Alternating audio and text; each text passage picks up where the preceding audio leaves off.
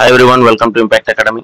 So, ఈ మధ్యన group 1 mains okay conclude అయింది May 9th okay. So let us see ఈ క్వశ్చన్ పేపర్స్ ఏవైతే ఉన్నాయో let us try to analyze ఎక్కడ నుండి ఇచ్చాడు, ఎలా ఇచ్చాడు, what is the difficulty level and about various aspects of group 1 okay. So మొన్న paper essay obviously standard questions అవి అందరూ రాసేదే ఓకే. సో దాని మీద పెద్దగా డిస్కస్ చేయడానికి ఏముండదు. హిస్టరీ నుండి మనం స్టార్ట్ చేద్దాం. So discuss the origin and expansion of the Indus valley civilization అడిగాడు. సో సాధారణంగా మనం ఇండస్ వ్యాలీ సివిలైజేషన్ లో అర్బన్ టౌన్ ప్లానింగ్ కానీ కల్చరల్ కంటిన్యూటీ ఓకే. సో అప్పటికి ఇప్పటికీ ఉన్నటువంటి కంటిన్యూటీ కానీ లేదా సమ్ సొసైటీ కానీ రిలీజియన్ కానీ ఆ సూయేజ్ సిస్టమ్స్ వాటర్ మేనేజ్మెంట్ ఇలా యూజువల్ గా ఆ ఫీచర్స్ గురించి వాటి గురించి లేదా ట్రేడ్ విత్ అదర్ ఇది లేదా డిక్లైన్ ఆరిజిన్ కూడా చదువుతూ ఉంటాం. కాకపోతే మ్యాక్సిమం అంటే ఎవరు కూడా 100% ఇప్పుడు మెయిన్స్కి వచ్చేసరికి కూడా 100% కంటే కూడా ఒక 60 to 70% అనేది మనం యూజువల్ గా చదవడం జనరల్ గా నాకున్న ఐడియా ఓకే. సో 100% కవర్ చేయడానికి ఎప్పుడు మెయిన్స్ లో ట్రై చేయము. మామూలుగా ఒక 60 to 70% సెలెక్ట్ చేసుకొని దానిలో ఏంటంటే మల్టిపుల్ టైమ్స్ రివైజ్ చేసుకొని కీ పాయింట్స్ గుర్తుపెట్టుకొని అంటే మనం ఒక 20 పాయింట్స్ చదివితే ఎగ్జామ్ లో ఓన్లీ ఒక 10 పాయింట్స్ గుర్తొస్తాయి. అది కూడా ఆ ఇచ్చిన 3 hours లో 15 క్వశ్చన్స్ టార్గెట్ పెట్టుకుంటే ఒక్కొక్క క్వశ్చన్ కి మనకి ఏంటంటే ఒక 10 to 15 minutes కంటే కూడా ఎక్కువ ఉండదండి. సో ఆ 10 to 15 minutes లో మనం ఒక 2 to 3 పేజెస్ రాసినప్పుడు కంక్లూజన్ ఇంట్రడక్షన్ తీసేగా ఒక 5 to 6 పాయింట్స్ మనం రాయగలుగుతాం. Usually that is how it happens. So ఈ పర్టికులర్ కేసులో మనం చూసుకుంటే ఇక్కడ చాలా ఇంపార్టెంట్ టాపిక్స్ ఉన్నాయండి. మౌర్యన్ ఓకే, అందులో కూడా ఆర్ట్ అండ్ ఆర్కిటెక్చర్ లిటరేచర్ వీటి మీద కొంచెం ఎక్కువ ఫోకస్ మనం మామూలుగా పెడుతూ ఉంటాం. గుప్తాలో కూడా ఆర్ట్ అండ్ ఆర్కిటెక్చర్ చాలా ఎక్కువ ఉంటుంది. అడ్మినిస్ట్రేషన్, తర్వాత Magadha empire okay, reasons for formation of rise of Magadha empire okay. అంటే మనకి ఇన్వెన్షన్ ఆఫ్ ఐరన్, ఆ జాగ్రఫీ, ఆ సిల్క్ రోడ్స్, ట్రేడ్ అవన్నీ వస్తాయి అన్నమాట. మళ్ళీ Mauryan art and architecture etcetera, foreign invasions కూడా అడుగుతూ ఉంటాడు. సో యూజువల్ గా ఇక్కడ ఇంకోటి ఏమి ఇచ్చాడు, Jainism Buddhism is a very important topic. So అది ప్రాబ్లం లేదు. సో ఇక్కడ మనం క్వశ్చన్ చూసుకుంటే origin and expansion of Indus valley civilization అన్నాడు. సో అది యాక్చువల్గా మనం చెప్పాలంటే ఇట్ ఈస్ సమ్వాట్ మీడియం, అంటే ఇట్స్ నాట్ వెరీ ఈజీ అనమాట. యూజువల్ గా ఆరిజిన్స్ బిఫోర్ ఉన్నటువంటి నియోలిథిక్, పేలియోలిథిక్ అవన్నీ కూడా చాలా మంది వదిలేస్తూ ఉంటారు. So anyway standard questions only. మొత్తం మనం పేపర్ చూసుకుంటే హిస్టరీలో మిగతా పేపర్స్ తోటి కంపేర్ చేసుకుంటే హిస్టరీలో కొంచెం డైరెక్ట్ గా అడగకుండా కొంచెం ఎక్కువ అటు ఇటు తిప్పినట్టే కనబడుతుంది మనకి. So let us see, there are some questions which are direct, very easy, very standard. But for example ఈ కేసులోనే తీసుకుంటే యూజువల్ గా ఆరిజిన్ అండ్ ఎక్స్పాన్షన్ గురించి అంతగా ఎక్కువ మంది చదవరు. But this is very standard question okay. So teachings of Buddha and Mahavira very very easy. So Buddha ఇప్పుడు కూడా మనకి ఆ 8-fold పాత్, ఆ desire, cause of desire and desire తీయడం వల్లే మనకి ఇది అవుతా అవన్నీ కూడా ఉంటాయి. తర్వాత ఆస్త్రేయ, అహింస ఎక్సెట్రా అలాంటివి. మళ్ళీ 8-fold పాత్, మధ్య మార్గ, ఇవన్నీ కూడా బుద్ధిజం రాస్తాం. మహావీరకి మళ్ళీ సింపుల్ గా ఈ extreme penance okay, right knowledge, faith వాటితో పాటు ఈ ఎక్స్ట్రీమ్ పెనస్ ఉంటుంది, దిగంబరాసు, శ్వేతంబరాసు, ఈ కాన్సెప్ట్స్ అన్ని ఉంటాయి. అంటే సలేఖన ఎక్సెట్రా అవి. సో ఆ ఎక్స్ట్రీమ్ అవి కూడా ఉంటుంది. సో ఇక్కడ మనకి ఏమి కంపేర్ కాంట్రాస్ట్ అనలేదు. So just briefly analyse the teachings అన్నాడు కాబట్టి మనం ఏంటంటే ఈ రెండు కంపేర్ చేయాల్సిన అవసరం లేదు. బుద్ధ టీచింగ్స్, మహావీర టీచింగ్స్ రాసుకుంటే మనకు సరిపోతుంది. కంక్లూజన్ లో ఏమైనా కావాలంటే జస్ట్ కొంచెం కంపేర్ చేసుకుంటే సరిపోతుంది, అంతకుమించి ఎక్కువ అవసరం లేదు. సో అగైన్ ఇక్కడ చాళుక్య రూలర్స్ ఆఫ్ కళ్యాణి అన్నాడు okay, culture, architecture, literature. So ఇక్కడ మనం చూసుకుంటే కళ్యాణి చాళుక్యాసు. సో యూజువల్ గా చోళాసు, కాకతీయాసు ఓకే, యాదవాసు, హోయసలాసు అన్ని ప్రిపేర్ అవునప్పుడే బదామి చాళుక్యాసు అవి కూడా మన పులకేసి అవన్నీ కూడా కొంచెం ఈస్టర్న్ చాళుక్యాస్ మనం ఎక్కువ ప్రిపేర్ అవుతామండి, ఎందుకంటే మనకి మోర్ రెలివెంట్ కాబట్టి ఓకే. సో ఈస్టర్న్ చాళుక్యాస్ లో మనకి కుబ్జ విష్ణువర్ధన నుండి మొత్తం నిడుంబి బాసడి లేదా గటికాసు లర్నింగ్ సెంటర్స్ లేదా ఫైట్స్, డిఫరెంట్ టెంపుల్స్ కట్టినవి 108 టెంపుల్స్, విజయాదిత్య. మేజర్ గా మనం లాంగ్వేజ్, తెలుగు లాంగ్వేజ్ కూడా డెవలప్ అయింది ఈస్టర్న్ చాళుక్యస్ టైంలోనే okay, Rajaraja Narendra. So eastern Chalukyas అనేది మనం చాలా సాలిడ్ గా అందరూ ప్రిపేర్ అవుతాం. తర్వాత మళ్ళీ చోళాస్ లో కూడా లోకల్ అడ్మినిస్ట్రేషన్ ఓకే, ఆ ఉత్తర మెరూర్ ఇన్స్క్రిప్షన్ బేస్ మీద ఉన్నటువంటి లోకల్ అడ్మినిస్ట్రేషన్, జనరల్ గా చోళ అడ్మినిస్ట్రేషన్. సో ఇవి కాకతీయస్ కూడా ఎక్కువ మనం ప్రిపేర్ అవుతూ ఉంటాం. అంటే కాకతీయస్ అడ్మినిస్ట్రేషన్ మొత్తం అదంతా కూడా చాలా important. Okay, so anyway Kalyani Chalukyas usual గా వదిలేస్తూ ఉంటాం చాలా వరకు. సో అదే అడిగాడు. సో మనం అబ్జర్వ్ చేస్తే లాస్ట్ 2 years పేపర్ కూడా చూసుకుంటే యూజువల్ గా ఏమవుతుందంటే లాస్ట్ 2-3 years లో అడిగిన కూడా మళ్ళీ అడుగుతుంటారండి. ఫర్ ఎగ్జాంపుల్ విజయనగర ఎంపైర్ కానీ, కందుకూరు వీరేశలింగం కానీ, అంటే ఫ్రీక్వెంట్ రిపీట్ అవుతుంటాయి. సో ఈసారి కొంచెం ఆ కేర్ తీసుకున్నట్టున్నారు. లాస్ట్ 2 పేపర్స్ ఉన్నవి రిపీట్ అవ్వకుండా ట్రై చేసినట్టున్నారు. Anyway Kalyani Chalukyas. The other one is Sufi movement. Again అందరూ కూడా చాలా కామన్ గా చదివేదే భక్తి సూఫీ మూవ్మెంట్. సో క్యారెక్టరిస్టిక్స్ అన్నాడు కాబట్టి మోనోథియిజము, ఒక brotherhood, equality before God, okay, అలాంటివన్నీ ఉంటాయి. అవన్నీ కూడా రాసి ఇంపాక్ట్ కూడా క్లియర్ గా రాయాలండి. ఓకే, డైరెక్ట్ ఇంపాక్ట్ ఏంటంటే భక్తి మూవ్మెంట్. సో అప్పుడు ఉన్నటువంటి మన కల్చర్ అంతా కూడా కొంచెం రిజిడిటీ, అన్టచబిలిటీ లేదా ఈ టూ మచ్ రిచువలిస్టిక్ వాటి మీద సూఫీ మూవ్మెంట్ ఎప్పుడైతే వచ్చి కామన్ ఇది కాస్టిజం అవి లేకుండా one God, okay, only simple, ఇవన్నీ కూడా చూసి ఇమీడియట్ గా మనకు కూడా భక్తి మూవ్మెంట్ అనేది బాగా రీజనరేట్ అయింది. ఓకే, అప్పటికే 7th century ఆ టైంలో మనకు ఆల్వార్స్, నయనార్స్, ఆ భక్తి మూవ్మెంట్ అనేది ఉంది. మళ్ళీ ఈ సూఫీ మూవ్మెంట్ వచ్చిన తర్వాత 14th 15th centuries లో మనకి గురు నానక్ కానీ, ఓకే, తర్వాత ఈ కబీరు, ఈ రమానంద ఎక్సెట్రా ఇవన్నీ కూడా మనం చూడవచ్చు. సో ఇంపాక్ట్ లో కూడా మీరు అవన్నీ కూడా క్లియర్ గా రాసుకోవచ్చు. Okay, direct rise of bhakti movement కానీ, లేదా చేంజ్ ఇన్ ఇది రోల్ ఆఫ్ ఉమెన్ కానీ, ఎమాన్సిపేషన్ ఆఫ్ ఉమెన్ ఎక్సెట్రా అవన్నీ కూడా, far more emphasis on prayer, okay, prayers etcetera, exclusive elaborate rituals కాకుండా సింప్లిసిటీ అవన్నీ కూడా వస్తాయి. So that is also easy question. Establishment of East India Company and its early operations. Okay, తర్వాత Christian missionaries అనగానే మీకు mostly English education అవి వస్తాయండి, health hospitals అవి. సో వాట్ ఇంపాక్ట్ అన్నాడు కాబట్టి ఆ పాయింట్ ఆఫ్ వ్యూలో రాయాలి. So establishment of East India company కూడా క్లియర్ గా వాళ్ళు 1600 లో వచ్చి, సో ఇనిషియల్ గా ట్రేడ్ చేయడానికి ఫర్మాన్స్ అవి తీసుకొని ఎర్లీ సూరత్ లోన, తర్వాత మచిలీపట్నం ఎక్సెట్రా అవన్నీ ఎస్టాబ్లిష్ చేయడం, ఆ ట్రేడ్ చేయడం అవన్నీ కూడా రాస్తే సరిపోతుంది నాకు తెలిసి ఎర్లీ ఆపరేషన్స్ అన్నట్టు. ఎందుకంటే తర్వాత వన్ వే ట్రేడ్, ఓకే, అవన్నీ రాయాల్సిన అవసరం. తర్వాత ఫైనాన్స్ క్యాపిటలిజం అంటే ఈ రైల్వేస్, రోడ్వేస్, బ్యాంక్స్ ఎస్టాబ్లిష్మెంట్ అదంతా కూడా లేటర్ ఆన్ వస్తుందండి. అదంతా అవసరం లేదు నాకు తెలిసి. ఎర్లీ ఆపరేషన్స్ అన్నాడు కాబట్టి ఆ ట్రేడ్ మళ్ళీ నాకు తెలిసి ఫ్రెంచ్, డచ్ వీళ్ళందరినీ, పోర్చుగీస్ వీళ్ళందరినీ ఎలాగైతే వీళ్ళు ఓడించారో ఆ battle of Buxar, Carnatic wars, Anglo Sikh wars అవన్నీ కూడా రాయొచ్చు. How they got hold of the administration of India. Okay, so అంతవరకు రాస్తే సరిపోతుంది. సో ఇది కూడా మనకి, సో డైరెక్ట్ ఇక్కడ నుండి అడిగాడు 3 నుండి మనకి పర్టికులర్ గా సూఫిజం అడిగాడు. ఓకే, సో విజయనగర ఎంపైర్ అడిగినట్లేదు. One of the very important topic. Usual గా దాని మీద ఎక్కువ చదువుతాం. సో ఇప్పుడు ఏమవుతుందంటే ఆల్రెడీ ఒక 6 years గా 10 years గా చదివిన వాళ్ళకి ఏంటంటే మోస్ట్ ఇంపార్టెంట్ టాపిక్స్ మీద బోల్డ్ అంత మెటీరియల్ ఉంటుంది. సో అదంతా చదివేసరికి టైం అయిపోతుంది. ఓకే, సో ఇప్పుడు అడిగిన క్వశ్చన్స్ కూడా కొంచెం స్టాండర్డ్, అంటే మోస్ట్ ఇంపార్టెంట్ మనం ఏదైతే అనుకుంటామో అది కాకుండా మిగతా పాయింట్ ఆఫ్ వ్యూలో కూడా అడగడం అనేది జరిగిందని మనం చూడొచ్చు. Okay, so again permanent settlement. ఇక్కడ కూడా ప్రాబ్లం ఏంటంటే యూజువల్ గా మనం చదివినప్పుడు ఏంటంటే ఆల్ కైండ్స్ ఆఫ్ సెటిల్మెంట్స్ చదువుతాం. పర్మనెంట్ సెటిల్మెంట్, రోహిత్వారి, మహల్వారి, ఇజారేదారి ఏవో ఉంటాయి బోల్డ్. దానిలో మనం ఏంటంటే అవన్నీ చదువుతాం. సో పర్మనెంట్ సెటిల్మెంట్ గురించి మనకి యాక్చువల్ కంటెంట్ తక్కువ ఉంటుంది, ఎందుకంటే అన్ని కలిపి రాస్తాం. సో ఇక్కడ only permanent settlement and impact అడిగాడు కాబట్టి దాన్ని ఇంకొంచెం ఎక్స్పాండ్ చేయాలి. ఏ ఏరియాస్ లో ఉండేది, okay, Orissa, parts of AP, Bihar, Chhattisgarh, ఎక్కడెక్కడైతే ఉండేది అక్కడ. తర్వాత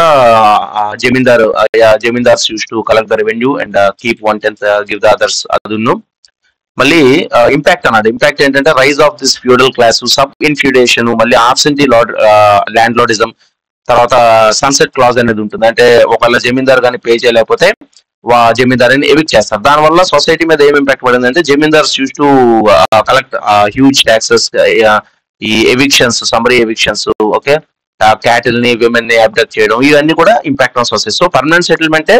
తర్వాత 1793 లార్డ్ కార్న్వాలిస్, అవన్నీ కూడా రాస్తాము. రాసి ఇంపాక్ట్ గురించి కూడా ఎక్కువగా రాయాలి. ఓకే, సో క్వశ్చన్ ఎకనామీలో కూడా అదే జరిగిందండి. క్వశ్చన్స్ ఏంటంటే ఎక్కువ ఒకే క్వశ్చన్ లో మల్టిపుల్ క్వశ్చన్స్ ఉండడం జరిగింది. సో ఆడ అడిగిన క్వశ్చన్స్ అన్ని కూడా మనం వెయిటేజ్ ఇస్తూ వెళ్ళాలి. సో ఈ పర్టికులర్ కేసు లో what you understand by permanent settlement అన్నాడు. సో దాని గురించి ఒక 5 మార్క్స్ వర్క్ రాయాలి. ఇంపాక్ట్ ఆన్ సొసైటీ కూడా 5 మార్క్స్ రాయాలి. ఓకే.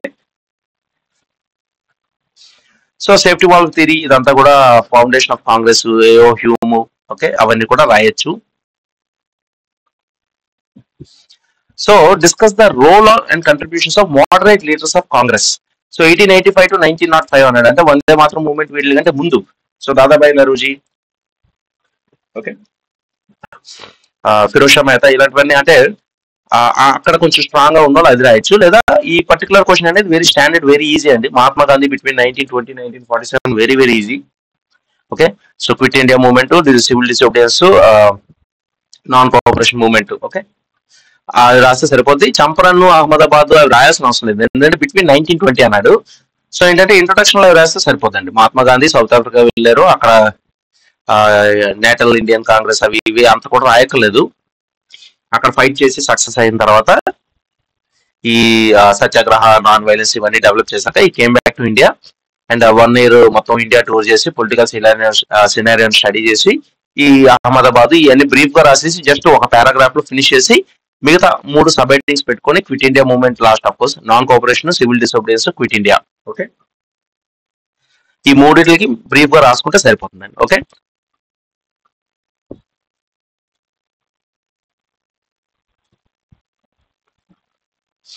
సో బైఫర్కేషన్ లో అగైన్ ఇవి బాగా జనరలైజ్డ్ అండి. Impact of loss of Hyderabad అంటే ఎవరు తోచినట్టు వాళ్ళు రాయొచ్చు. ఒకవేళ మీకు ఫ్యాక్ట్స్ అండ్ ఫిగర్స్ కానీ నెంబర్స్ కానీ గుర్తుంటే రాయొచ్చు. సో అవి రాస్తే అవి రాసినప్పుడు ఏంటంటే వాళ్ళకి ఇక్కడ మనకున్న ప్రాబ్లం ఏంటంటే వాళ్ళకు ఒక కీ ఉంటుంది. ఓకే. సో ఆ కీతో ఎంతవరకు మ్యాచ్ అయింది అనేది కూడా చూసుకునే అవకాశం ఉంటుంది. ఓకే.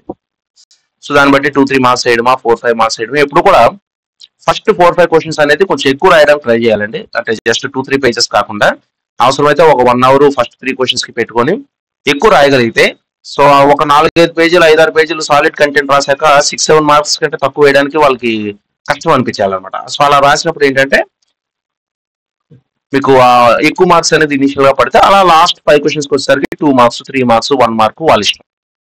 ఓకే, మనం రాసిన దాన్ని బట్టి సో ఉంటుంది అనమాట. ఓకే. సో ఇప్పుడు కూడా టార్గెట్ 15 క్వశ్చన్స్ ఆన్సర్ చేయడానికి పెట్టుకోవాలి. సో అమరావతి క్యాపిటల్ ఇవి కూడా రీసెంట్ గా న్యూస్ పేపర్ లో మీకు చదివినవి ఏవైనా సరే గుర్తుంటే అవన్నీ కూడా రాయొచ్చు. సో ఇది ఒకటి ఇంపార్టెంట్ అండి. What are the various stories about origins of Andhra people and Andhra language. So ఇక్కడ ఐత్రేయ బ్రాహ్మణ ఉపనిషత్సు వాటిలో ఏమైనా ఉంటే పురాణాసు అది రాయొచ్చు. ఇక్కడ ఆంధ్ర లాంగ్వేజ్ అన్నారండి. యాక్చువల్గా మనం ఏం చేస్తామంటే మనకి బాగా వచ్చిన క్వశ్చన్స్ ఒక 5-6 క్వశ్చన్స్ స్టార్టింగ్ లో రాసి అంతగా ఓకే అనుకున్నవి మధ్యలో రాసి పెద్దగా పర్లేదు ఏదో అటెంప్ట్ చేయొచ్చు అనేది లాస్ట్ పెట్టుకుంటాం. ఓకే. సో యాక్చువల్లీ ఈ క్వశ్చన్ నేను ఎగ్జామ్ హాల్లో చదివినప్పుడు ఏంటంటే this is very standard question అండి. ఆంధ్ర లాంగ్వేజ్ అంటే Telugu. Okay. So origin, growth of Telugu language and literature మీద బోల్డ్ అంత కంటెంట్ ఉంది. ఓకే. ఫస్ట్ వర్డ్ నగవు, అమరావతి ఇన్స్క్రిప్షన్, తర్వాత మన జయసింహ వల్లభ విపర్ల ఇన్స్క్రిప్షన్, తర్వాత ధనుంజయ ఇచ్చిన కలమెల్ల ఇన్స్క్రిప్షన్ ఫస్ట్ ప్రోజు, తర్వాత అడ్డంకి ఇన్స్క్రిప్షన్, కందుకూరి ఇన్స్క్రిప్షన్, తరువోజ స్టైల్, సీఎస్ పద్యం అవన్నీ అక్కడ రాయొచ్చు. తర్వాత రాజరాజ నరేంద్ర టైంలో మహాభారత, ప్రీ నన్నయ్య, పోస్ట్ నన్నయ్య అని చెప్పుకోవచ్చు. ఓకే. ఆ తర్వాత మీరు ఎంతైనా రాసుకోవచ్చు అండి. ఆ బోల్డ్ అంత మెటీరియల్ ఉంది. ఆ పోతన, బొమ్మెర, బద్దెన అవన్నీ రాసుకోవచ్చు. కాళిదాసు అవి, లేదా ఈ అన్నమయ్య అవి, ఇబ్రహీం కులీ కుతుబ్ షా, మల్కీ బరామా, ఓకే, హసన్ తానేష్ అండర్లో భక్త రామదాసు అవన్నీ రాసుకోవచ్చు. మనకి ఇక్కడ ఏమడిగాడు, various stories about the origin and so రకరకాలుగా రాసుకోవచ్చు అండి. ఓకే. సో ఈ క్వశ్చన్ యాక్చువల్గా ఫస్ట్ క్వశ్చన్ గా పెట్టుకొని ఒక 5-6 పేజీలు రాస్తే ఖచ్చితంగా ఒక 7 to 8 మార్క్స్ పడే అవకాశం ఉంటుంది. కానీ ఎగ్జామ్ టెన్షన్ లో నేను ఇది ఆంధ్ర లాంగ్వేజ్ అని చెప్పి ఆ తెలుగు అనేది కనబడిపోయేసరికి నాకు సింక్ అవ్వాలి. మనకి అంటే ఆ క్వశ్చన్ స్ట్రైక్ అవ్వాలి. క్వశ్చన్ స్ట్రైక్ అవ్వాలి, సర్లే ఇవన్నీ ఏమేమి రాయాలి కదా ఆంధ్ర లాంగ్వేజ్ అవన్నీ ఏముంటాయి ఏమో అని మొత్తానికి ఆంధ్ర లాంగ్వేజ్ సో ప్రాకృత్ అవి అప్పుడు అవి ఉండే అవన్నీ రాయాలేమో అనుకున్నాను. సో అనుకుని ఈ క్వశ్చన్ అది ఇది రాశాను. దిస్ ఆల్సో టఫ్ ఉంది అండి. How far did trade routes contribute to the exchange of Buddhist ideas, ఇవన్నీ కూడా కొంచెం కష్టం. ఎందుకంటే ఏదో రాయొచ్చు పాహీన్ హ్యూయన్ సాంగ్ ఇది సాంగ్ పెట్టి వాళ్ళు ఫాలో అయిన ట్రేడ్ రూట్స్ సిల్క్ రూట్స్ అని లేదా అవన్నీ ఎవరు రాయొచ్చు కానీ అంత సాలిడ్ గా మనం స్టాండర్డ్ గా ప్రిపేర్ అయిన క్వశ్చన్ అయితే కాదు. But this is a very standard question. Okay, so అది అవన్నీ కూడా బోల్డ్ అంత కంటెంట్ ఉంటుందండి తెలుగు లాంగ్వేజ్. మేబీ ప్రాకృతి గురించి లేదా హాలాస్ గత సప్తసతి, ఓకే, ఆ ప్రాకృతి బృహత్ కథ అవన్నీ కూడా కొంచెం యాడ్ చేయాల్సి ఉంటుందేమో, ఎందుకంటే ఆంధ్ర లాంగ్వేజ్ అన్నారు కాబట్టి ప్రాకృతి కూడా వస్తుంది అనుకుంటా. So growth of various private sects ఇది కొంచెం టఫ్ క్వశ్చన్ అండి, ఎందుకంటే కాకతీయస్ లో మనం అడ్మినిస్ట్రేషన్ అవి చదువుతాం కానీ ప్రైవేట్ సెక్ట్స్ అంటే మనకి కపాలిక, కాలముఖ, పశుపత అని 3 ఉంటాయి. సో ఆ పాయింట్ ఒకటే గుర్తుంది నాకు, అంతమించి ఇంకేం గుర్తులేదు. అప్పటికే పశుపత కూడా గుర్తురాకపోతే భైరవ అని రాశాను. But the point is growth of various sects అన్నాడు. సో ఇట్స్ అంటే మనకి తెలిసింది ఆ ముక్క అంతే, ఆ 3 పేర్లు తెలుసు, దాని మీద ఏదో స్టోరీ అడుగుతాం. అండ్ చాలా జైన్ టెంపుల్స్ అవి కూడా కొంచెం డిస్ట్రాయ్ చేశారు. But at the same time Kakatiya rulers were never considered as a religious despots, but they try to improve Shaivism. And Shaivism gained a lot of what is ascent during the Kakatiya rule. అవన్నీ కూడా రాసుకోవచ్చు. ఆ 3 పేర్లు వాటి development ఏమైనా శైవ centres గుర్తుంటే రాసుకోవచ్చు. శ్రీశైలం అవన్నీ కూడా. Significance of Warangal fort complex ఇది కూడా కాకతీయలో most important Warangal fort. But అది చదివితే ఓకే. అవి సో సిగ్నిఫికెన్స్ అన్నారు. సో దాని బహుశా దాని ఆర్కిటెక్చర్ అది కొంచెం డిఫైన్ చేయొచ్చు, అది ఎలాగా సెక్యూరిటీకి హెల్ప్ అయింది అవన్నీ కూడా రాయాల్సి ఉండొచ్చు. So discuss the role of missionaries. Again ఇందాక కూడా క్రిస్టియన్ మిషనరీస్ అడిగాడు, ఇక్కడ స్పెసిఫిక్ గా ఎడ్యుకేషన్ అడిగాడు. సో వాళ్ళ కీలో నాకు తెలిసి ఇనిషియల్ గా పెట్టిన కొన్ని స్కూల్స్ అవి ఉంటాయి. సో అవన్నీ కూడా రాయగలిగితే మంచిది. సో జనరలైజ్ గా చాలా మంది ఏంటంటే 15 క్వశ్చన్స్ రాస్తారండి, జనరలైజ్ గా రాస్తారు. జనరలైజ్ గా రాసినప్పుడు ఏంటంటే మనం బాగా రాసాం అనిపిస్తుంది డెఫినెట్ గా, తెర చూస్తే ఫైనల్ గా ఇది ఉండదు. దాని ప్రాబ్లం ఏంటంటే వాళ్ళకు కీ ఇస్తారు. సో ఆ కీలో ఎంతవరకు అయితే మనకు మ్యాచ్ అయింది అనేది వాళ్ళు ఎక్కువగా చూసుకుంటారు. చూసుకొని దాన్ని బట్టి ఫర్దర్ గా మన రైటింగ్ స్టైల్ ఏదైనా ఇస్తే మేబీ 6-7 మార్క్స్ అయ్యొచ్చు, లేదంటే 2 to 3 మార్క్స్ అయ్యొచ్చు. యూజువల్ అలా ఉంటుంది. సో ఇది better question I think. What factors contributed to the social awakening, ఇది కొంచెం స్టాండర్డ్ క్వశ్చన్ బాగా. సో ఈ ఫ్యాక్టర్స్ అన్ని కూడా రాసుకుంటే బెటర్. ఫ్యాక్టర్స్ కంట్రిబ్యూటెడ్ అన్నారు కాబట్టి ఆ decadent system, caste ridden, very poor position of women, ఇలాంటివన్నీ కూడా రాసుకుంటూ టూ మచ్ బ్రాహ్మణికల్ డామినేషన్ అవి ఆర్థడాక్సీ అని బేసిక్ గా ఫ్యాక్టర్స్ ఎక్కువ అడిగాడు. అక్కడ సోషల్ అవేకనింగ్ లో మనకి అవన్నీ అడగలే, ఆ మూవ్మెంట్స్ గురించి అడగలే. సో అది రాసుకుంటే అట్ ద సేమ్ టైం ఒక 4-5 మూవ్మెంట్స్ ఒక సింగిల్ పేరాలో మనం బ్రీఫ్ గా చెప్పేసి కంక్లూడ్ చేసుకుంటే సరిపోతుందండి.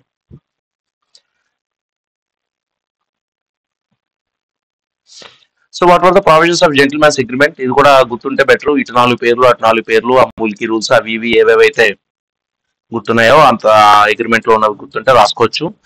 తర్వాత ఇది తెలంగాణ అడ్మినిస్ట్రేషన్ మనం పెద్దగా చదివి ఉండకపోవచ్చు mostly Andhra side. So but ఎవరికైనా గుర్తుంటే అది రాసుకోవచ్చు. సో అప్పటికి ఒక 10 క్వశ్చన్స్ రాస్తారు నాకు తెలిసి. ఈ లాస్ట్ 5 క్వశ్చన్స్ రాయడానికి అంత టైం ఉండదు ఎవరికి. లేదు ఒకవేళ ఇందులో బాగా గ్రిప్ ఉన్న వాళ్ళు ముందు ఈ కొన్ని క్వశ్చన్స్ రాసుకుంటే వేరు. సో ఎనివే లాస్ట్ 5 క్వశ్చన్స్ యూజువల్గా మనం ఒక ½ hour to 40 minutes లో ఫాస్ట్ గా రాస్తాం కాబట్టి.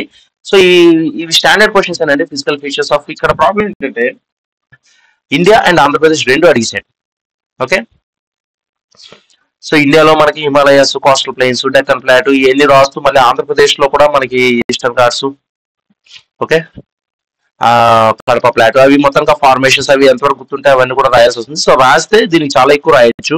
ఓకే, ఇది కూడా మోరల్ సిమిలర్ ప్లెయిన్స్, ఇది మనకి ఫీచర్స్ ఇంపార్టెన్స్ అడిగాడు. సో 2 విధాలుగా కూడా రాసుకోండి. సో స్టార్టింగ్ లో ఈ క్వశ్చన్స్ రాయగలిగితే మంచిదేనండి, చాలా కంటెంట్ ఉంటుంది. బట్ లాస్ట్ వచ్చేసరికి మనం రాయలేం.